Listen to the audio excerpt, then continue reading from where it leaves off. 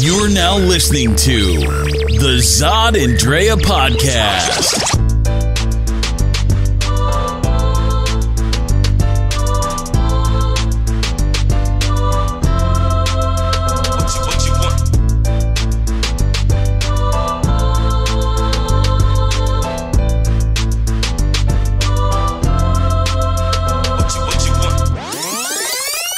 All right.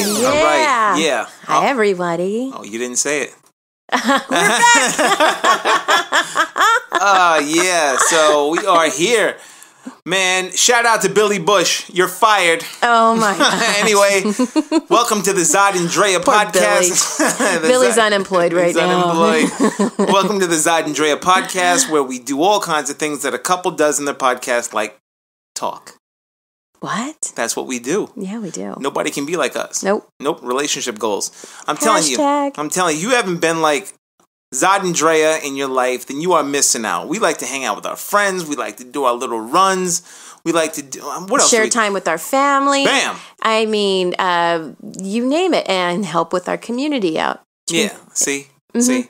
If you're in the Phoenix area and you know any type of community activities that are available for people to, help out with to improve themselves and their community and all the people around, please contact us so that we can try to get involved and also try and get maybe some people there too. Right. It's a community. We got to help each other out. Yeah, that's it. But, we're just sitting here boasting and bragging on ourselves a little bit. But let's tell you what's on the agenda. So, first we're going to talk about, and this is the first time we're doing this on our podcast. Drum roll, please. What is that? Drum roll. We're going to do a movie review. Ooh. I know. So we're going to be, expect a few of those because we're going to start filling up our first slot with that one. Mm-hmm. Thought it was pretty cool because, we can talk about what we liked or what we didn't like about a movie that we saw. So we thought, why don't we just make this part of our podcast and share it with you guys and get your feedback. And the movie that we saw is Girl on the Train. So we're going to talk about that in a minute. And then we're going to talk about these fantastic intellectual debates that are coming up. Ah, yes. Presidential debates. Look, until November 8 comes, we got to talk shit because it's just a shit show. It seems every 5 hours, right? It seems like every 5 hours. Like in the morning, something comes up. Noon, something comes up. And then maybe a 3 a.m. tweet. Something else comes up. Something comes up. So we're going to talk a little bit about that. And we want your opinions too. So make sure you go on Facebook and let us know what you think. But with Zod and Dre, you just don't know what to expect. So we really want some of your input. So make sure you call our phone number too. Go on our Facebook page, and if you got anything Instagram. to say there, go on the phone and just dial in, leave a message, and you can be on our podcast. All right. So we just came back. My sister is in. Shout out to Kelly. She is here in town, and we decided to go and treat her to a movie as well as ourselves a few days ago. And what did we see, babes? Girl on the Train. Oh, she was on the train. That was a long train ride. It was a long train ride. It was starred Emily Blunt, and she had big eyes. You know how I am with the big eyes, babe. She tried to get me. Justin Theroux, also with big eyes and big biceps. Big biceps. Yeah, he had big biceps. Oh, the dude? Uh-huh. Dude was kind of cut up a little. He looked like he was something, but... That's also known as Jennifer Aniston's husband. Oh, yeah. Oh, is it? Mm-hmm. Oh, okay. Anyway, yeah, that's for real one, not the Brad Pitt one. Yeah, not that one. Not going back 12 years like all these tabloids. So anyway, Girl on the Train. So it stars this woman who is a mess, and she's on a train. So much of a mess, I thought... No way. I think she smells like that. She was much of a mess. Bum. But it's got a lot of surprising twists to it. Yeah, there were a lot of surprising twists. It was actually pretty good for what it was. Now, it's based on a book by some person. I don't know who it is. And I didn't get to read the book, so I can't compare. Yeah, neither can I. So some person wrote a book. And the one thing, Emily Blunt, she's always crying. She cries out of one eyeball. And... I guess the premise of the film is there was a murder that occurred. Mm-hmm. And it's like, okay, this woman on the train, does she know who the person is that murdered them? Is she involved with? How is she involved? Mm-hmm. And through her drunken stupors, I guess, she has to try to solve the mystery. There's blackouts, so you're trying to piece her memory. So as she's trying to go through her cycle, if you will. We are dragged along for the ride, and I enjoyed it. I dragged along for the ride. You're on the train and you're dragged along for the ride. Choo choo. Choo choo. Choo choo. Emily Blunt. You're a drunken mess. But again, it surprised me, and I like that. I don't like it when you can kind of tell already in advance, like, oh yeah, well that's gonna happen, and that's the person that did it. No, this one was really written well, and. Well, it's funny because my sister, she was like, well, she started just deducing. She's like, well, if it wasn't that person, it's got to be this one. So it wasn't that much of a twist. It was a good storytelling. Mm-hmm. I think that it was a good twist. Yeah, I mean, I'd give it a 3 out of a 5. Mm-hmm. I think 3.5 maybe out of 5. Emily Blunt really did her thing. I think she's a really good actress. And she really played her role really well. Hey, if you guys like Friends, then that Lisa Kudrow's on it too. Yeah, I was surprised to see her, actually.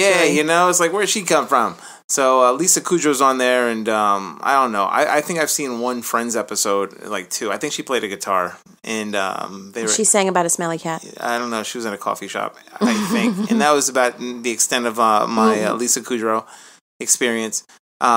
So this woman, Rachel, who's sitting on a train. She is literally the girl on the train. You're talking about the movie? I thought you were talking about Friends again. No, fuck that. I'm talking about the movie. This is our movie review. So she's literally on a train, okay? It's the girl on the train, even though she's a grown-ass woman, okay? Mm-hmm. She's not a girl. She's a woman on the train. And she goes by this house every single time, and she kind of starts making, fantasies about the people and the characters who live in the houses as they roll by them. Mm-hmm. But actually, maybe even strong assumptions. Like really strong assumptions. Yeah, because I think she really gets invested in these people's lives. So imagine you obsess about something because your life sucks. So you obsess about other people's lives. And you look at theirs, well, God, look at him. He must be this and her. I bet she's like this. Sometimes you do it as a game. I don't know if you've ever done this as a game. You try and play the scenario. You ever do that? You see a couple people in the mall talking like, oh man, look at that. And like such intrigue. I bet that he like cheated on her with Josephine. And then like, oh, Josephine's over there. Oh, look, she's about to slap him. Look what you ever do that? Mm-hmm. So this is her in her mind. Mm-hmm. She's kind of doing that, taking them. She's making characters out of them, but she got really invested. Really, like these were her peeps. Yeah, and some of them were literally her peeps. And I don't want to say too much. No, I'm not going to say too much because that's getting into. That doesn't really get into what happens when it says literally the peeps. You can actually see what happens. I'm not giving anything away. But some of her peeps are cool and some of her peeps aren't. Right. And then she gets really involved, a little too involved, and shit goes down. Because that's what makes it so interesting. Shit's got to go down. It goes down. Mm-hmm. So you know what? For me, for the Zod report, I would have to give it a 3.5 out of 5. I give it a 4. What? 4 out of 5. Okay. So we agree. 3.5 out of 5. And I got 4. Let's go see that movie. Now, Girl on a Train. These debates. Yeah. I wish these debates were on a train. I wish these debates would just stop. Oh, man. So what happened to the first debate? Okay, first debate where Hillary came in very much prepared, very much her typical self, where she was cool, calm, and collected, right? And then you have Trump that was what everyone was betting on. You know, all over the place, scattered brain, would just shout out things, but really didn't have answers to actual policies, and would do a lot of bait and switch and pointing fingers.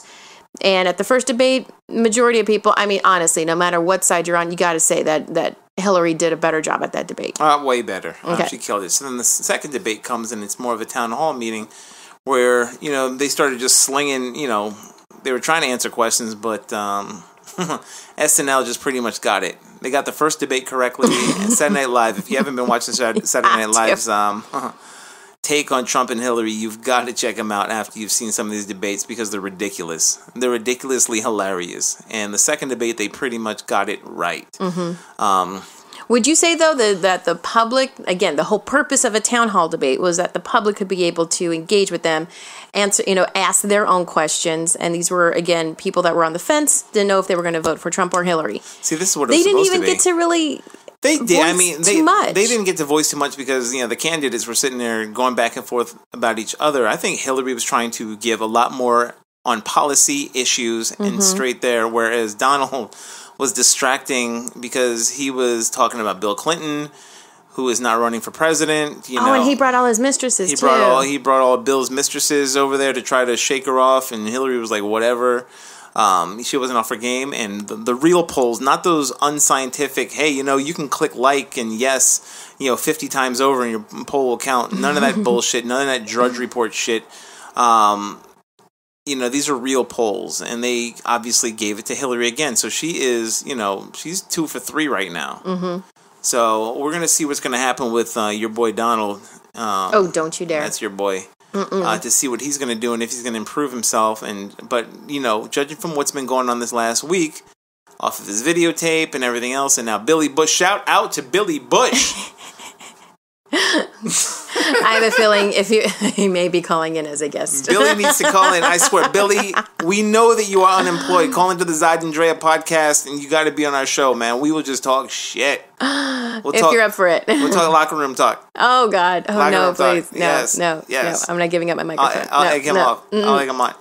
And, I mean, if you think about it, though, it's been 11 women now that have come forward. Something like that. 9/11 for Trump. Something, I don't know. For, you know, saying that they have somehow, were either assaulted by him or received unwanted unwanted touching and kissing. So he just, I mean, come on. Yeah, something was inappropriate there. And I think it's gotten to the point now where it's like, it's not even shocking anymore. And sad to say. It's not shocking. Yeah. It's not shocking what Trump is doing. Because they almost expected of him. What's shocking is if he acts presidential, then they're like, "Oh my God, did you see that? Like, you know, 25 points for him, you know, just because he didn't act like a fucking child." You know, here's a 70-year-old man who still cannot get his mind wrapped up tightly enough to where he acts like a president or a person who wants a president. Well, that's because he doesn't want to be president. What does he want?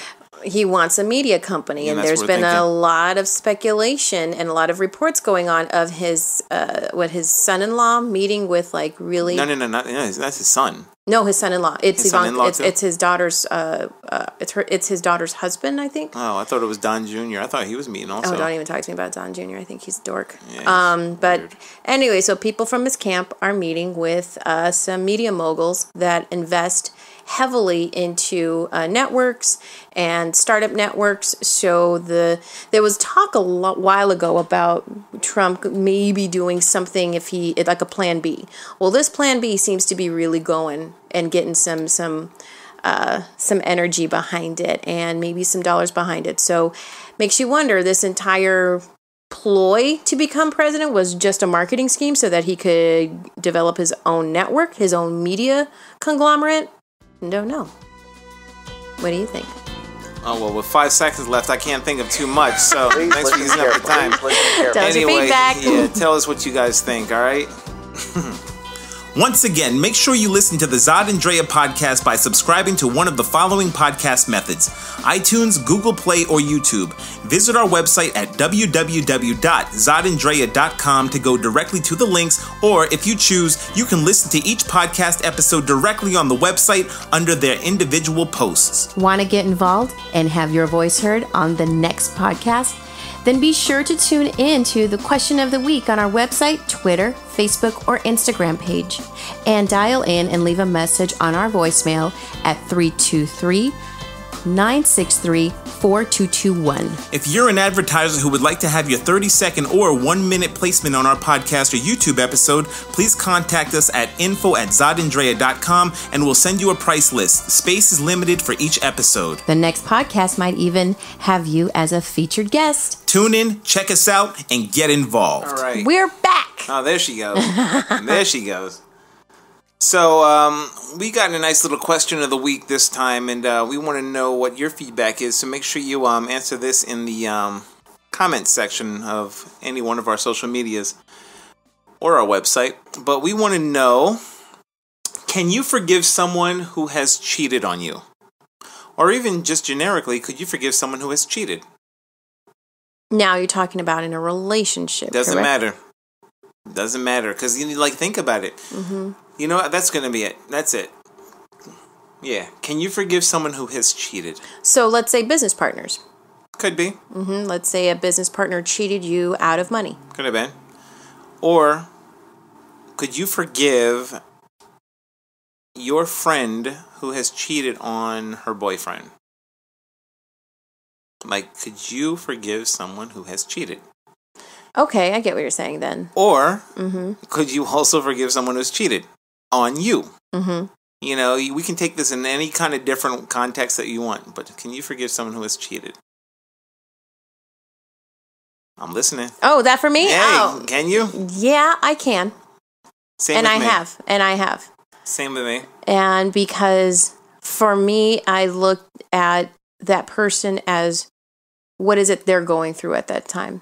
You know, whatever it is that they're seeking, whatever it is that is going on in their lives, who am I to judge? You know, that person may be going through some stuff and they just don't know any other way to express pain, express fear, express confusion. And this was maybe their only outlet, you know. It's not something that I would condone, but if it's something that is, you know, that I mean, I wouldn't emphasize something using, I should say, you know, promote cheating if you are in a confusing situation or relationship. Definitely promote communication. Definitely express what it is that you're afraid of or frustrated or going through so that it doesn't result in that type of action because there's consequences. Someone's going to get hurt. My whole thing is it also defines what cheating is. Because, I mean, there are people who find no matter what, you sleep with somebody, you kiss somebody, whatever, you're cheating. Mm-hmm. Or if, you know, you even look at somebody's butt, you know, oh my God, what are you doing? And then you're cheating. Mm-hmm. You know, some people have different lengths of what it is. You know, you can be a swinger, you can be, you know, swinging off the rafters, whatever you are. Everybody's capable of it. And to me, it's not so much the sex with somebody, but it's about lying about it. It's lying. It's lying and deceiving the person you're supposed to love and care about. And that to me is cheating. Cheating is lying. And can I forgive someone who is a liar? And I can temporarily, almost, you know, the first time, you know, something slips, things slip. There was a bad, you know, case of communication between the two of you. Who knows what? Maybe you work through it. You find out what the rules are in your relationship. Because my thing is, if you've cheated on somebody or if someone has cheated on you, you know, the only people who really know about that is the person you cheated with and yourself. So your significant other is out there. They are now the third party. Mm-hmm. They are the one in the dark, and you're trying to keep it in the dark. And it's like, if I was in that situation where I'm the third party, I'm the one that you're supposed to trust with everything, but instead you have this secret. You and someone else have this secret. What does that make me? It makes me some sort of cuck. You know, it's like I'm that dude who, you know, you don't trust enough with this, but you trust somebody else with. And that is where the hurt part is and where you start having to question. Which comes to me from your favorite place, the Daily Mail. Yay! Woo! And they ask a question of 5 steps. Is step nice 1, little promo there for no them. doubt. Daily Mail asks, are they worth another chance? Mm-hmm. And you have to wonder, you know, everything that you go through. Some people that I know have had escapades and, you know, doing things where they're cheating hard. And you have to wonder, are they worth that other chance? You know, it's like, God, they kind of went off the deep end. How could someone forgive them for doing that? Almost like falling for somebody else. Mm-hmm. So you allowed yourself to be open that much. You didn't just cheat. It wasn't just a one-night stand or anything. You know, it was like, oh, you know, I was just horny, whatever. That person didn't mean shit to me. No, you caught feelings, wanted to spend time. Right. You enjoyed everything about them. You would rather do things with them than your boyfriend or wife. Intimacy. Not sex, but intimacy. Intimacy. It got a little deeper now. Right. Like, it got deeper. The phone calls, the text messages, whatever it is, it got deeper that you don't share. So then your husband is being cuckolded because he doesn't Or wife. Or wife. Your husband or wife is being cuckolded, and they don't know, or cuck queen. They don't know what's going on in that situation, so they have their secret. It's like, that is, to me, is the deep definition of cheating. Like, that one is, are they worth it? So can that be forgiven? I don't know. It's like, can that be forgiven? For me, I've never been in that situation, but I guess for some people, it depends on if they have kids, they got a shared house, what the families might think of them. Are you willing to go to therapy? are you willing to find help for? So that might be a forgiving person to, it's like, look, we know you fucked up, this and that. Are you willing to cut that person off? Mm-hmm.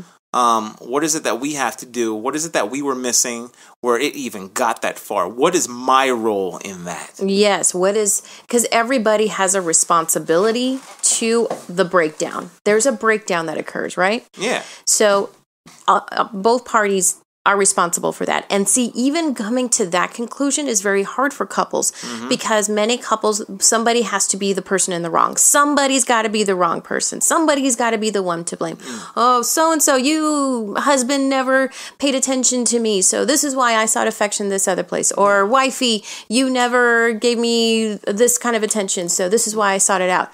Well, again, you've got to be responsible for what you're communicating to. Communication is a two-way street. I mean, it's pretty easy. And then, under that, they ask, do you regret what they've done? Do they regret what they've done? So it's like, it's got to be a regret. Like, oh my God, what was I doing? I got to get right. Right. It's like, yo, we got to, Johnny or Annie, we got to stop talking, blah, blah, blah, whatever. Step 2 is give each other space. So your first reaction will be want to cling. It says your first reaction will be to want to cling on to him and not let him out of your sight. That's right. Right. No, what I say is like put him in a jar. Right. I would say that. Keep him on lock and chain and put him on a shelf. Right. But they're human. And that's broken trust. Right. That means trust is dead. Like, I don't trust shit. Right. So it's like you're going to give each other space. So you do, I guess, have to, chill out. Just let things, you have to build that trust up again because trust is just shattered. But no matter what, it has to be a decision with both parties. One person can't want the relationship more than the other. Mm-hmm. So before the steps are even done, there's got to be an understanding of mutual commitment to work things out.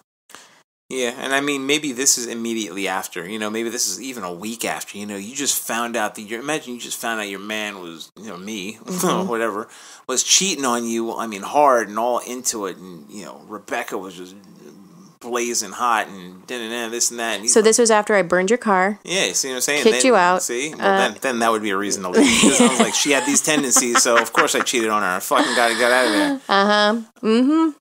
We'll continue. Yeah, see? You think you're not going to find, like, fucking itching powder on your tampons? Ew! Yeah. Try that shit. Itching powder right on your tampons. So, it's pretty clear. We'd be some mean people. Yeah, fuck that shit. They'd be like, word up? All right, cool. I wouldn't even tell you about it. As your car's on fire. So I need a new one. So, step 3 is meet up. They said, this isn't a kiss and makeup session. This is a meeting to decide if there is enough worth saving. Mm-hmm. I guess, just meet up. We got to find out. This is the meetup. It's space, and then let's meet up. It's like, look, we had a good thing going. What's up? Right. Let's meet up. If it were so that casual. It is. To me, it is. I don't have time for that shit. I'm in my 40s. Time to be playing with that shit. But I get it. Like, it's coming to a mutual agreement on what is it worth even going through the next steps, And so let's say then a mutual agreement is made to work on it. What was the next steps in that they suggest? What, after that one? After step 3? Step 4 is build a new relationship. So your old relationship, it's damaged. It's gone. It's dead. It's buried. That shit is in the graveyard. I saw it. I saw it. You mourned it because there is a time for mourning, really. There's a time for mourning. You mourn it and then you move on. But you got to rebuild something new. So whether you have kids, whether you don't, whether you have a house, whether you don't, whether your family likes you or them or don't, now it's time to start off anew. What do you do? How do you do that? You got to build up now something new. But like they say, what is missing now is innocence and trust. And it's true. So now you got to build that trust up again. Can you get back to the point where you were? So cheating, it's that lying. It's that lying that really breaks it up. Well, and not putting the past into the future, too. So both have to be willing to, the past is the past, really. The past is the past. So how do you move forward into a new future and creating that new future without having that past coming around and knocking on your door? Well, which literally. Like, what's her name? How'd she get the address? What's up, girl? I remember. Want to join us? Gross. No, I have to stab her. Shut up. Leave her alone. She didn't know any better. It was my fault. So, in order to build that new relationship, like it's destroy and rebuild. It's the same concept as, any building that you got to build up. You got to build up a new foundation now. Or if hopefully you have a foundation that's able to be built upon again. But I mean, to me, that's hard if it's been damaged that much. I mean, I'm a trusting guy, but it's like, God, but to me, I can't babysit my girlfriends. Mm-hmm. So you're going to do what you want to do. You're going to cheat. If you feel like cheating, you're going to do it. And I can't, and I don't want to babysit somebody either. And there's nothing I can do. If you're going to do it, you're going to do it. You're going to do it. But know that there's consequences. I mean, there can be consequences, And the major consequences, there's no more relationship to come home to. And that's it. And I'm taking my cat. Yeah. No. Yep, I'm taking my cat. No, Xavier comes with me. No. Yep. You can keep the dishes. Great. I keep the furniture. No. Yes. Nope. This is my furniture. Well, I got my furniture too. You take your furniture. See, everybody, you know what we have now. Look at that. We're breaking up. No more Zod and Drea. You can follow the Zod Report on Zod.net. No. Drea Report's going to win. No, I'll win. So the number 5 is be prepared to change. So if you make it through all those step 1 through 3 and 4 according to Daily Mail, then step 5 is to be prepared to change. And that's probably the hardest part for people because they're so stubborn, especially when you're a certain age and you're just built into what you are. Mm-hmm. But, for some people, if they have learned a lesson, if there is actually true hurt, they can. It's almost like somebody who, I'm not going to change for shit. I'm going to smoke all these cigarettes and I'm going to eat all this chew. And then it's like, okay, sorry, son, you got stage 4 cancer in your jaw. Oh! I'll bet you, let's throw those cigarettes out. And So is it more in that sense of just removing a habit, removing a bad habit? Well, it depends. I mean, it's like, case in point, Anthony Weiner. Oh, no. My man, shout out to Anthony Weiner. Ew. Carlos Danger. Ew. Look him up. This dude is a scumbag. I need antibacterial wash already. Gross. This dude is married to this beautiful woman who is like Hillary Clinton's successful woman. Like just Hillary Clinton's right hand, and he was, I think, a congressman or some shit, whatever. Anyway, he just couldn't stop tweeting to these girls online and pictures of his dick and whatever. Anthony Weiner. It's like he never physically cheated on them, I don't think. But he was so engaged in what he was doing against his wife's wishes and, against anything that she even knew about. Mm-hmm. And he got caught in public. Now, whether he had permission to do so or whatever, it's like, don't be sloppy about it either, dude. And he was cheating in that way. It was cheating. Because it was a big embarrassment for her. For her, it was very bad. She had to do what did they did some type of press conference together. Yeah. That she was claiming that she was standing by him. And then what does the pendejo do? No, he does it again. Again. And again. And then I think it was his last time, he finally, this dude couldn't put his Twitter down. He was cheating, it's not by omission, but it almost is by omission. He wasn't telling her anything. And then it was so publicly embarrassing. It's like, nah, to hell with that. So now we got Donald Trump. And who's bringing up Bill Clinton's cheating? It's like it's getting crazy. But then we have surrogates like Newt Gingrich, hello, 3 wives, and Rudy Giuliani, hello, like 3 wives and mistresses. It's like shut the fuck up. And left one of them when she had cancer, right? Like I think he did. Fuck him. Anyway, give us your feedback. I mean, can you forgive someone who's cheated and extend it? Boss, somebody who has cheated, business friends, partner, friends who cheated on you in some way. I mean, how do you take it? Or like you mentioned before, can you forgive a friend who's cheated on their significant other? Yeah, it can get deeper. We'd love to know what you think. Right? That was good. All right. That was a great conversation. That was a good conversation. I hope you guys liked it. We hope you did, and we hope that you go and follow us on Twitter. Follow us on Instagram, Snapchat, and Facebook, and also check out all of the other past podcasts that we have had. Because this is, I think, number 15. Can you believe it? You guys have been with us for 15 podcasts. 15 weeks. Thank you. Thank you, guys. That's not bad. No, that's not bad. Not too shabby. We try to deliver every Tuesday for you. Yeah, try to deliver every Tuesday. We've been a little late because we've been really busy, but in a good way. We're creating a lot of good stuff. We're creating a lot of good things that we'll be able to have open discussions and stuff, but we'll be making sure that we're on our cycle earlier in Tuesdays. But for now, just follow us. Give your input and let us know what you think. Everybody, have a good week. Until next time. Bye. Next time, that's it. That's it. I didn't give you enough time last time. No, you didn't. Oh my gosh.